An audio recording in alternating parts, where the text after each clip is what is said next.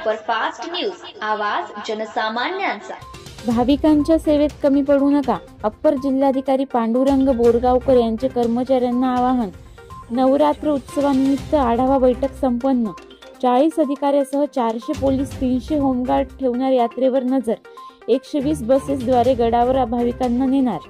Maharashtra superfast news Ganesh Wadekar, Mahur, Nanded. दिनांक 22 रोजीपासून माहूर गडावरील श्री रेणुका माता मंदिरात भक्तिभावाच्या संपन्न होणाऱ्या नवरात्र उत्सव निमित्त अप्पर जिल्हाधिकारी पांडुरंग बोरगावकर यांच्या अध्यक्षतेखाली बैठक घेण्यात आली। या बैठकीत त्यांनी उपस्थित सर्व विभाग प्रमुख आणि कर्मचाऱ्यांना भाविकांच्या सेवेत कमी पडू नये यासाठी तत्पर राहण्याचे आवाहन केले। यावेळी सहाय्यक जिल्हाधिकारी जेनित चंद्रा दोनतुला यांच्यासह मान्यवर उपस्थित होते। बैठकीस अप्पर पोलीस अधीक्षक अर्चना पाटील यांनी नवरात्र उत्सवात भाविकांना अडचण येऊ नये यासाठी 40 अधिकारी, 400 पोलीस, महिला पुरुष कर्मचारी आणि 300 महिला पुरुष होमगार्ड सेवा देणार आहेत असे सांगितले। यावेळी आगार प्रमुख चिबडे यांनी 120 एसटी बसेसद्वारे भाविकांना गडावर आण करण्यासाठी सज्ज राहणार आहे असे सांगितले।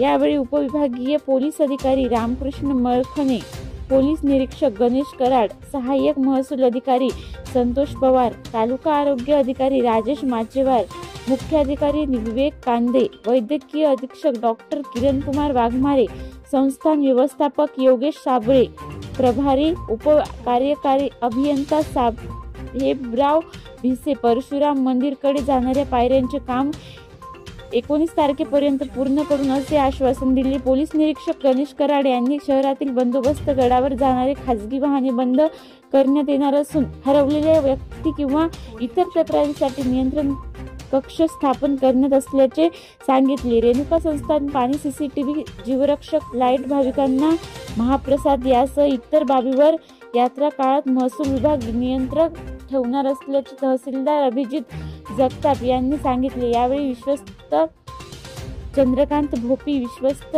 संजय कान्नव यांचे सर्व अधिकारी कर्मचारी उपस्थित होते।